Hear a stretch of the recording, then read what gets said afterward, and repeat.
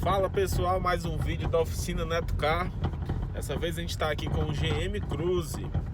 Barulho muito forte na suspensão traseira, barulho que é perceptível no asfalto irregular,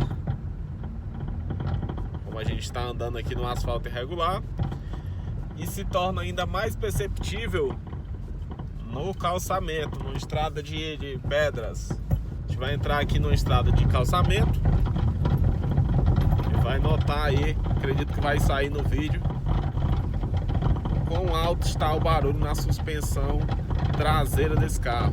Escutem.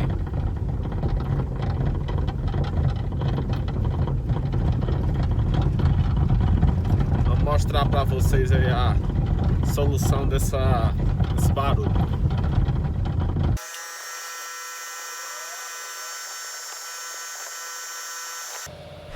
Então tá aí pessoal, após suspender o carro, nós abaixamos o batedor para ter a visão do estado do coxim do amortecedor. E logo a gente percebe o quão está deslocado ali a arte, indicando um desgaste nas borrachas ali do coxim.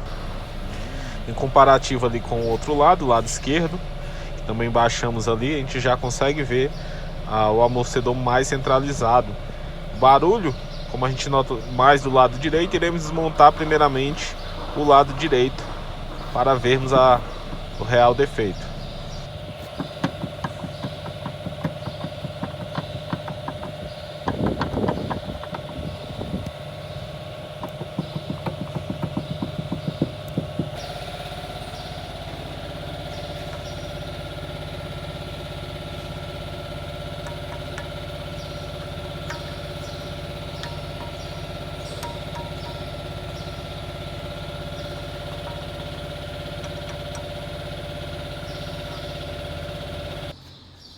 Tá aí pessoal, defeito constatado aí no coxim, né?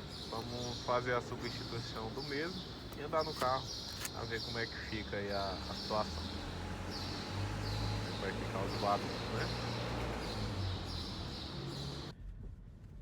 Então tá aí pessoal, foi mais um vídeo pro canal.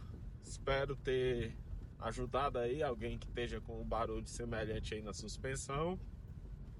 Se você gostou desse vídeo, deixa teu like e deixa teu comentário aí para fortalecer o canal. Tamo junto, valeu!